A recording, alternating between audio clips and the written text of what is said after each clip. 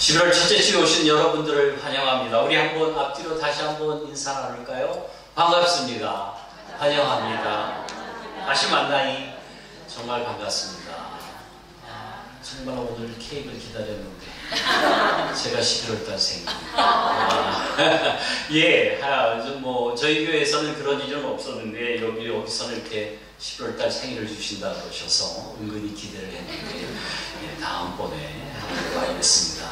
제가 지난주에 오른쪽 눈을 조금 다쳐서 제 얼굴이 조금 붓고 오른쪽 눈이 붓고 좀 충혈되어 있어서 여러분 보시기 불편하실 텐데 좀 이해하시고 너그럽게 봐주시기를 바랍니다. 이제 11월 달이 시작됐습니다. 2018년도가 시작됐는가 했는데 어느덧 한 해를 마무리하는 그 단계까지 와 있는 것 같습니다.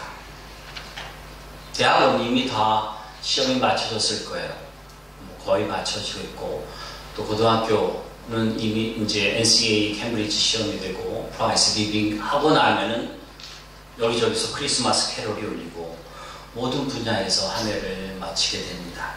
그리고 보면 올 한 해는 사실 얼마 남지 않은 것 같습니다.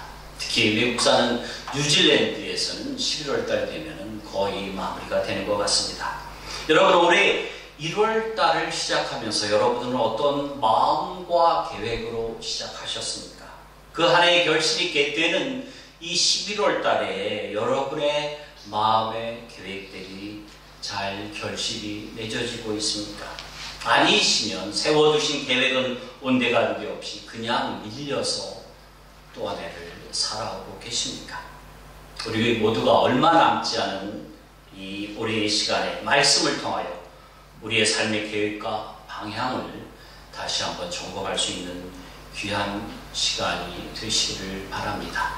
올 한 해를 시작하시면서 우리 대부분들은 새로운 각오와 마음과 계획으로 시작을 했을 거고 이제 새로운 몇 개월 있으면 새롭게 시작되는 한 해에도 그런 마음으로 시작할 것입니다. 우리는 우리 인생의 순한 남풍이 언제나 따뜻하게 불기를 바라지만 약한 우리 인생에서는 늘 뜻하지 않은 광풍이 있을 수 있습니다. 오늘 사도 바울이 탄 배도 유라굴로라는 광풍을 맞게 됩니다. 다시 한번 말씀 13절에서 15절을 제가 읽겠습니다. 13절부터 봅니다. 남풍이 순하게 불매 그들이 뜻을 이룬 줄 알고 닷을 감아 그레데 해변을 끼고 항해하더니 얼마 안 되어 성 가운데로부터 유라굴로라는 광풍이 크게 일어나니 배가 밀려 바람을 맞추어 갈 수 없어 가는 대로 두고 쫓겨가다가 라고 적고 있습니다. 배의 선장과 배에 관계된 사람들은 그들의 생각과 계획대로 모든 일들이 잘 진행되리라고 생각되지만 얼마 안 돼요. 광풍이 바람이 붑니다. 바람이 얼마나 심한지 광풍이라고 합니다. 광풍은 컨트롤이 안 된다는 것입니다. 할 수 없는 대로 가는 대로 그냥 쫓겨가는 것입니다. 나의 의지와는 상관없이 통제 불가능하다는 뜻입니다. 여러분 우리의 삶도 그럴 수가 있습니다. 우리가 2018년도를 시작하면서 계획도 세우고 결심도 하고 노력도 하였지만 현실 속의 광풍은 나의 의지와는 상관없이 엉뚱하게 다른 곳으로 밀려왔는지도 모릅니다. 개인 일도 그렇고 교회 일도 그렇고 마찬가지로 현실의 상황과 환경은 내가 이루는 계획이 아닌 전혀 다른 곳으로 가서 어렵게 만든지도 모릅니다. 그렇다면 믿음을 가지고 있는 우리들의 결과를 어떻게 예상하십니까? 오늘 다 보지 않았지만 27장 마지막에 보면 사도 바울이 탄 배 276명은 한 명도 다치거나 상하지 않고 모두 다 살아납니다. 44절 마지막에 이렇게 나옵니다. 마침내 사람들이 다 상륙하여 구조되니라. 분명히 다 구조가 됩니다. 어떻게 이런 상황 속에서 한 명도 당하지 않고 모두 살아날 수 있을까요? 우연일까요? 결론적인 말씀이지만 바람이 아니라 광풍이 불어와도 우리는 살 수가 있습니다. 어떤 어려움이 와도 우리는 다시 일어설 수 있습니다. 왜냐하면 우리는 하나님의 사람들이기 때문입니다. 얼마 남지 않은 올 한 해에 이 말씀을 믿고 의지하셔서 약한 가운데서 다시 한번 생명과 더불어 살아나시는 하나님의 사람들이 되시기를 바랍니다. 그러면 이 광풍을 이겨낼 우리의 힘은 무엇일까요? 첫째로 바다까지 내려가도록 나의 것을 모두 다 버려야 합니다. 그래서 바닥에서부터 다시 시작해야 합니다. 18절, 19절을 다시 한번 볼까요? 18절, 19절입니다. 우리가 풍광으로 심히 애쓰다가 이튿날 사공들이 짐을 바다에 풀어버리고 사흘째 되는 날에 배의 기구를 그들의 손으로 버리니라 합니다. 풍랑이 심함으로 그들의 짐이나 귀하게 생각했던 짐이나 배의 기구들을 모두 다 버립니다. 우리의 인생도 마찬가지일 거예요. 어려움이 있을 때 전환기에는 내가 가진 것을 내려놓는 일, 버리는 일을 처음부터 시작해야 합니다. 버리지 않고는 무거운 것을 가지고는 결코 풍랑을 뚫고 나갈 수가 없는 것입니다. 최초로 남북 대륙에 성공한 영국의 탐험가 세클탄의 귀환에 보면은 그가 1915년에 27명의 대원들과 남북 대륙을 시작합니다. 그러나 며칠 가지 않아 빙산에 갇혀서 결코 외부와 모든 것이 단절이 됩니다. 횡단에 실패하죠. 그를 보냈던 사람들은 그들이 실종되고 모두 죽었다고 생각하지만 630일 만에 그 전대원이 한 명도 다치지 않고 살아서 돌아옵니다. 귀환합니다. 세클탄이 이 위기의 상황에서 모든 대원들에게 명령한 것은 자신의 짐을 2파운드까지 줄이라고 합니다. 2파운드는 2kg가 아닙니다. 900g 최소한으로 줄이라고 합니다. 대원들이 버리는 것을 아까워서 못 버리니까 세클턴이 가장 귀하게 여기던 자기의 금으로 된 담뱃감마저 버리면서 모두를 버리며 가볍게 합니다. 규정한 것을 다 버리고 가볍게 해서 살아 돌아오는 리더십을 이야기하고 있습니다. 예수님의 제자들도 보면 예수님을 처음 따를 때 버리는 훈련부터 먼저 합니다. 베드로 예수님을 처음 따를 때 그물을 버려두고 따릅니다. 베드로가 그거 사고 저거 지난주에 샀는데 몇 번 써보지도 못했는데 그런 생각하면 예수님을 따르지 못합니다. 야고보와 요한은 더합니다. 그의 아버지와 그 배를 버려두고 예수님을 따릅니다. 여러분 마태는 어떻습니까? 세관에서 IRD에 좋은 잡을 내 버려두고 주를 따랐다고 합니다. 우리가 주님을 따르거나 결정적인 위기의 순간에 필요한 것은 나의 불필요한 것들을 먼저 버리는 것입니다. 여러분 이스라엘 백성들을 생각해 보십시오. 출애굽할 때에 애굽의 환경이 어떠했습니까? 애굽의 바로왕이 이스라엘 백성들을 도저히 못 살도록 달달달 볶아댑니다. 이스라엘 모두가 애굽이 지긋지긋하게 만드십니다. 이것은 이스라엘 전체가 애굽을 버리기 쉽도록 하나님께서 인도하신 것입니다. 하나님이 우리를 도우실 때는 우리에게 돕고 부어주는 은혜만 있는 것이 아니라 버려야 할 것을 버리기에 알게 하셔서 쉽게 결정하도록 인도해 주신 은혜도 있습니다. 여러분 한국에서 이쪽에 오셨을 때 그때의 우리의 상황이 어떠하셨습니까? 모든 것이 내 생각대로 잘 되어지고 성공가들을 달고 내 미래의 화려한 결과들이 눈에 보이는데도 이곳으로 오셨나요? 아니면 정말로 한국을 안 떠나면 안 되는 그런 답답한 상황이 있으셨나요? 바로 그런 것입니다. 그러기에 우리가 이 땅에 올 수 있었고 그러기에 우리가 뒤돌아보지 않고 앞으로만 잘 헤쳐나갈 수가 있었고 지금의 상황 속에서도 새로운 도약과 새로운 꿈을 꾸면서 그때의 상황을 버릴 수 있도록 만드신 것이 돌아보면 그것이 바로 하나님의 은혜입니다. 우리는 받는 것만을 하나님의 은혜로 알고 있는데 싫어지게 만드시는 것도 버리시게 만드시는 것도 하나님의 은혜라는 것입니다. 지금 내가 귀하다고 생각되는 것이 잘 안 되고 상하고 깨어나가지는 이유는 버리기 쉽도록 하나님께서 인도하시는 것입니다. 우리가 버려야 될 것을 하나님은 절대로 보호 안 해주십니다. 우리는 그것이 당시에는 야속해 보이지만 지나고 보면은 쉼없게 버리게 하셔서 더 좋은 길로 가게 만드시는 하나님의 방법이고 하나님의 은혜가 있는 것입니다. 우리 히브리서 12장 1절을 한번 다 같이 읽어볼까요? 히브리서 11장 1절을 다 같이 한번 읽겠습니다. 시작. 이러므로 우리에게 불같이 둘러싼 허다한 증인들이 있으니 모든 무거움과 엉매이는 쉬운 죄를 벗어버리고 인내로써 우리 앞에 당한 경주를 하며 믿음의 주여 또 온전케 하시는 주 예수를 바라보자라고 합니다. 여러분, 영적인 싸움과 믿음의 전진을 위해서 우리의 믿음의 선진들이 그러했듯이 우리의 불필요한 것들을 버리는 것입니다. 우리를 가볍게 하는 것입니다. 우리의 나쁜 습관을 버려야 되고 잘못된 생각과 교만을 버려야 합니다. 그것이 당시에는 좋아 보이고 안락하기에 놓치기 싫지만 분명 아니기에 그것을 버리기 쉽도록 하나님께서 인도해 나가시는 것입니다. 그것이 바로 하나님의 은혜입니다. 우리가 성장이 안 되고 다음 단계로 진전을 못하는 것은 우리가 어떤 끈에 매여 있는지도 모릅니다. 어린 아이들이 마음껏 뛰어야 성장할 수 있습니다. 올해가 마무리되는 지금의 과정에서도 우리에게 성장이 없거나 진보가 없는 것은 내 자신을 아직도 내 생각에 매여 있고 있는지도 모릅니다. 여전히 과거에 매여 있기에 전진이 안 될 수도 있습니다. 주님은 지금의 우리의 어려운 상황들을 통하여서 나의 얽매인 것들을 버릴 수 있도록 인도하십니다. 우리를 이끄시는 방법이고 하나님의 은혜입니다. 걱정할 필요 없습니다.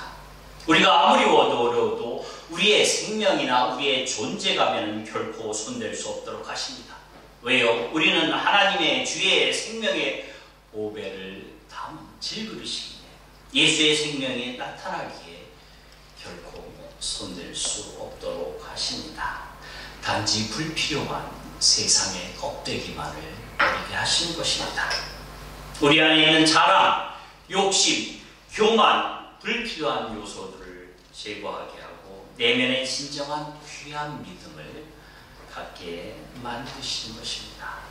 감사합니다. 물 주셔서 나의 광풍의 시간을 단축시킬 수 있는 방법은 하나님 말씀 앞에 우리가 무릎 꿇는 것입니다. 아직도 놓지 못한 것이 있다면 말씀 안에서 빨리 정리할 수 있기를 바랍니다. 그리고 가벼운 마음으로 영과 혼으로 다시 시작하는 것입니다.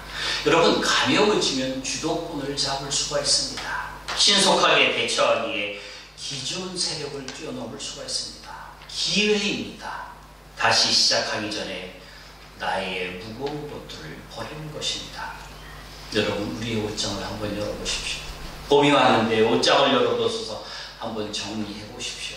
1년이 가도 안 입는 옷들이, 이불이 겹겹이 쌓여 있을 것입니다. 그 쌓인 옷장과 장롱을 펴야 신상의 명품으로 새 옷으로 채워놓을 수 있는 것입니다. 제발 교회 옷피장이나 리사이클빈에 좀 버리시기를 바랍니다. 그렇게 바닥에서부터 다시 시작하는 것입니다.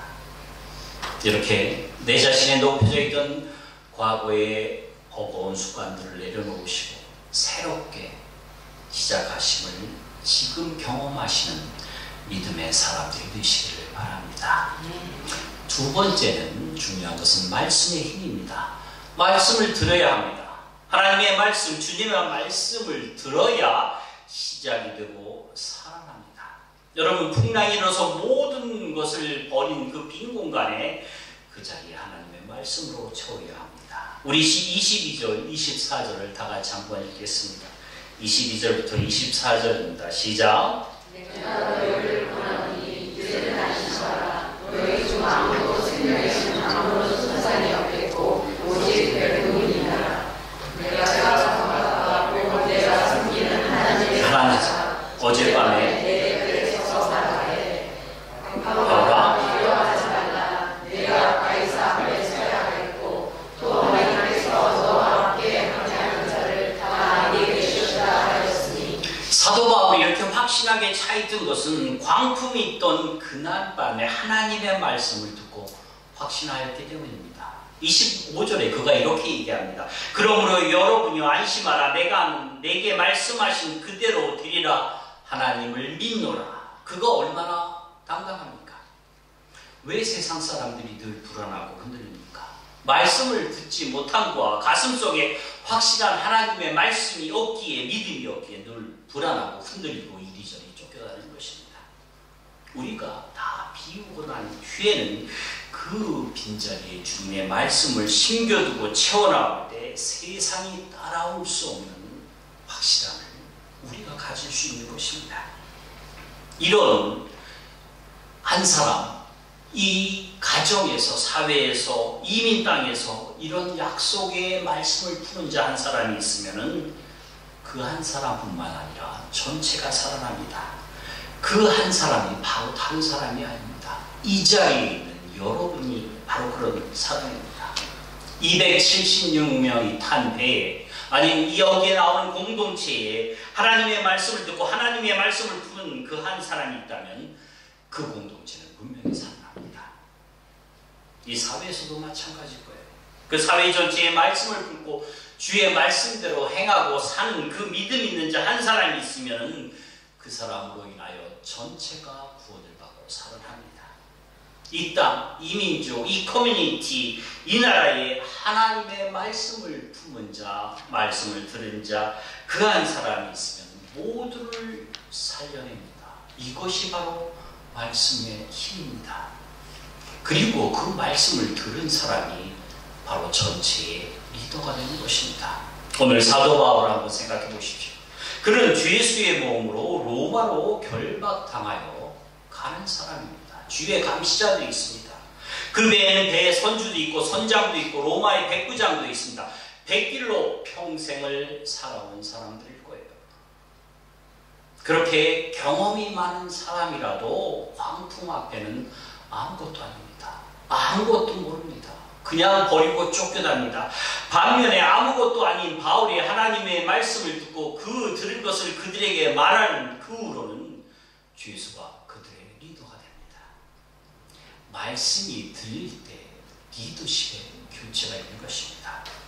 누가 리더입니까? 내가 색을 쌓고 리더의 자리에 경쟁해서 올라가서 리더가 아니라 하나님의 말씀이 들리는 사람이 리더입니다. 바로 그 사람이 그 사회 전체를 리더합니다. 사무엘 시대에도 보면 엘리에게는 더 이상 하나님의 말씀이 들리지 않습니다. 사무엘상 3장 1절에 이런 말씀이 있습니다. 아이 사무엘이 엘리 앞에서 여호와를 섬길 때에는 여호와의 말씀이 희귀하여 이상이 흔히 보이지 않았더라. 그 하나님의 말씀이 희귀할 때 하나님의 말씀이 어린 사무엘에게 다시 들리기 시작합니다.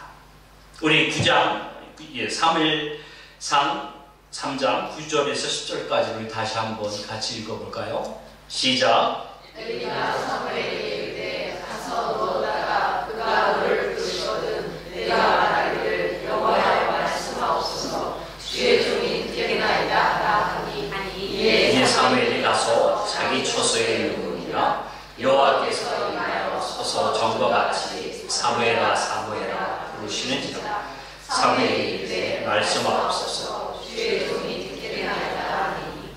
하나님이 이제부터 누구에게 말씀하십니까? 어린 사무엘에게 말씀하십니다. 하나님을 우습게 생각하고 맨날 망나니 같은 자기 자식에 매몰되어 있는 엘리야는 더 이상 하나님께서 말씀하지 않겠다는 것입니다. 그 밤으로 엘리의 리더십은 끝이 납니다. 그 밤에 하나님께서 사무엘하고 말씀을 시작하심으로 이스라엘의 모든 리더십은 급격하게 어린 사무엘에게 이전됩니다. 그가 스펙이 있습니까? 학식이 있습니까? 세상 경험이 있습니다. 아닙니다. 그가 없어도 그가 하나님의 나라를 세웁니다. 다윗 왕국의 초석을 다지는 사람이 됩니다. 하나님이 누구하고 말씀 나누느냐가 미래의 모든 사람들의 살 길을 그 사람에게 임해버리시는 것입니다. 우리가 주일 예배를 섬기고 오늘 주님의 말씀을 듣는다는 것은 하나님께서 나를 이 시대의 리더로 결정하고 우리 모두의 달려있는 사회의 생명수를 우리들에게 맡기신다는 것입니다.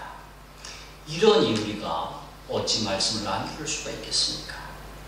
말씀이 들리는 자들에게 하나님의 촛대는 옮겨지게 되어 있고 세상은 따라오게 되어 있는 것입니다. 그들을 살리는 희망이 되기 때문에 그렇습니다. 다시 한번 사도 바울이 그 죽음의 상황 속에서 한 담대한 선언을 보십시오. 24절, 26절을 제가 읽습니다. 바울아, 두려워하지 말라. 내가 가이사 앞에 서야 하겠고 또 하나님께서 너와 함께 항해하는 자를 다 내게 주셨다 하였으니 그러므로 여러분이 안심하라. 나는 내게 말씀하신 그대로 되리라. 하나님을 믿노라. 그런즉 우리가 반드시 한 섬에 걸리리라 하더라 합니다. 안심하라. 내가 믿노라. 반드시 한 섬에 걸리리라. 이것은 경험 많은 선장이 한 얘기가 아닙니다. 그 백길에 경험도 없고 별밖에 끌려가는 죄수가 말한 그들 앞날에 대한 선언입니다. 이는 그가 그 밤에 그 하나님의 말씀을 들었기 때문입니다. 그러기에 우리가 지금 어쩔 수 없는 광풍송에 있던 죄수의 몸에 있던 맨 바닥까지 처참하게 내려갔던 그 어지러운 상황의 문제가 아니라 중요한 것은 우리가 하나님의 말씀을 듣는 것입니다. 그 말씀이 들리면 나와 함께한 모든 사람이 살아납니다. 그러니 내 인생에서 말씀 듣는 일에 여러분의 최선을 다하시기를 바랍니다. 하나님이 영이 임재하시고 말씀이 임재하는 예배의 자리에서 시작하는 사람이 바로 희망이고 미래입니다. 우리 모두 주님의 말씀을 늘 듣고 나뿐만 아니라 모두를 인도하여 살려내시는 이 시대의 진정한 믿음의 리더들이 되시기를 바랍니다. 그럼 이제 어떻게 살아야 할까요? 우리 적용의 측면으로 일상적인 반복, 단순 반복의 힘입니다. 본질을 붙들고 바르면 옳은 일이면 계속한다는 것입니다. 반복하는 것입니다. 그럴 때 결실이 있고 분명 길이 있는 것입니다.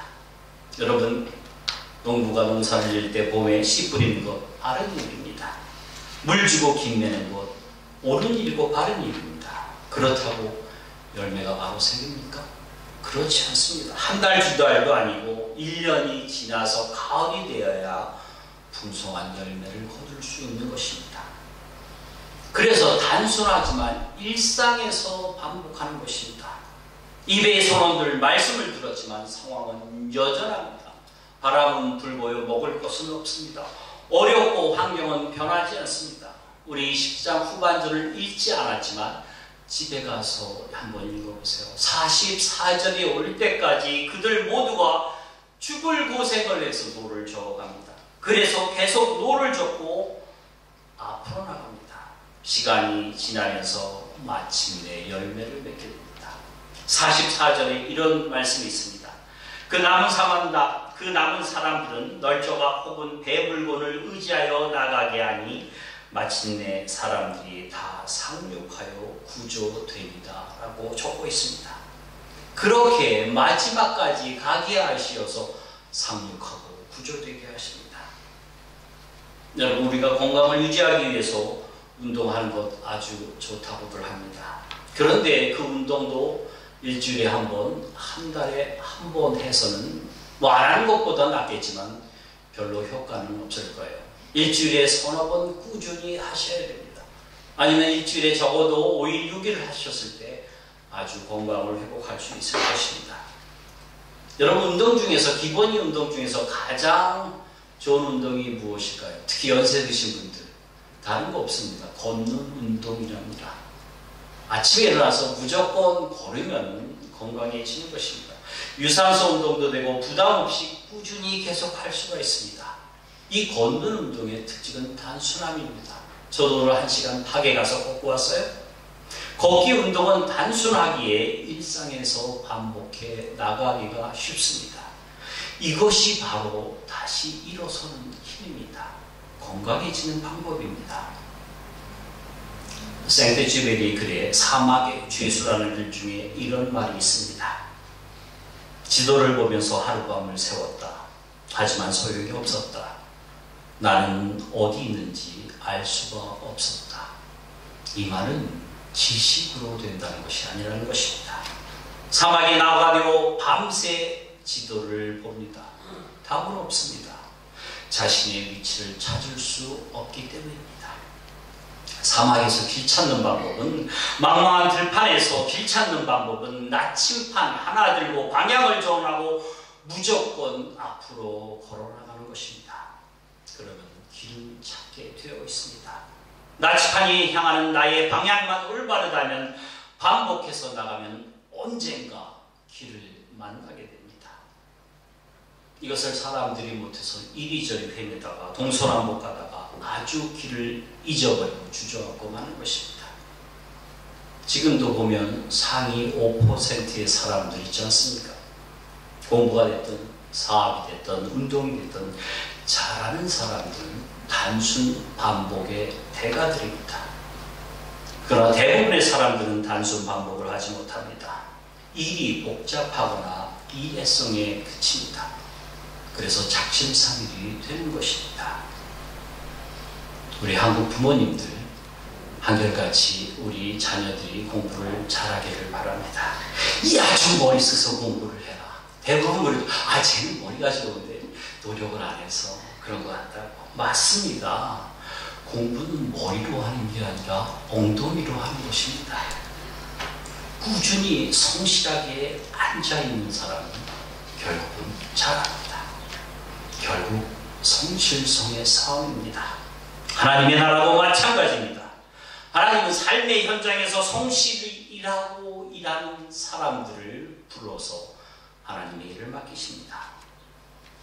사무엘이 온다는 소식에 그 아버지 이새와 7 형제들은 옷잘 차려입고 한자리 하려고 다 앞에 앉아 있었습니다.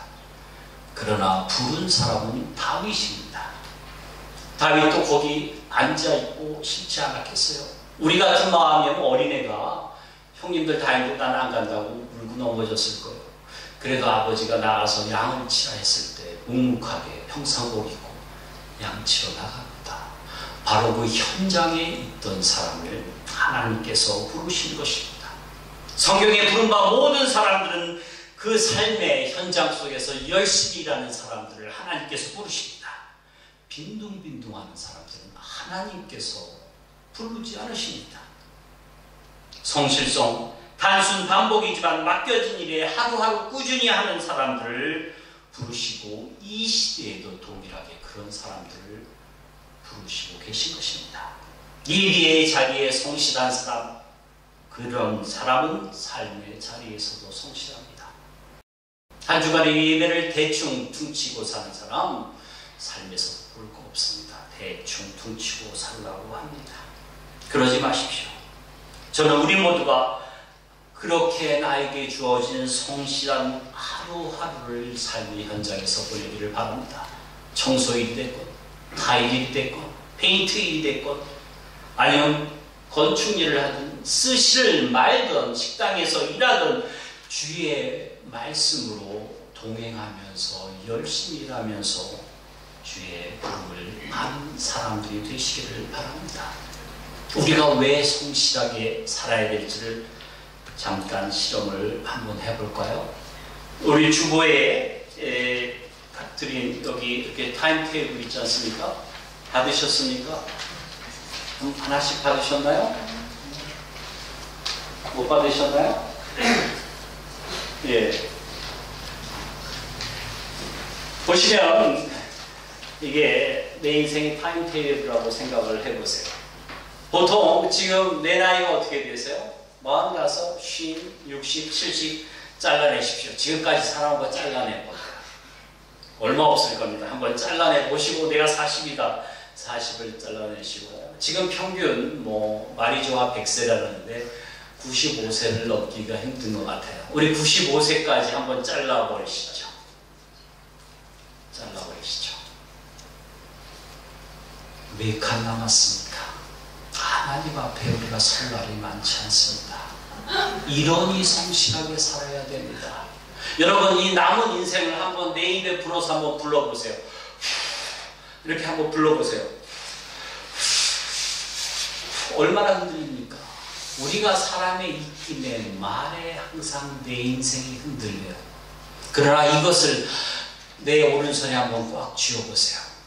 하나님은 우리를 이렇게 잡고 계십니다. 결코 흔들리지 않습니다. 우리는 다시 일어설 수 있습니다. 왜냐하면 우리는 하나님의 사람들이기 때문에 하나님께서 이렇게 강력하게 보호해 주십니다. 우리의 삶이 어렵고 지금 광풍이 일더라도 다시 일어서는 힘은 다 비우고 바닥에서 다시 시작하는 것입니다. 처음부터 다시 시작하는 것입니다.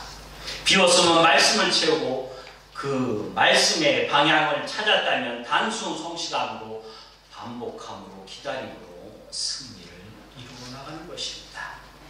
교회의 영성은 매일매일 성실함으로 주의 말씀을 채우는 것입니다. 성령이 충만한 것입니다. 하나님과 그 은혜를 우리 모두가 함께 나누는 것입니다. 그 하나님의 말씀과 영광 앞에 늘 새로운 승리를 이루어 나가시는 성령 충만한 믿음의 사람들이 되시길 주님의 이름으로 축원합니다. 아멘. 아멘.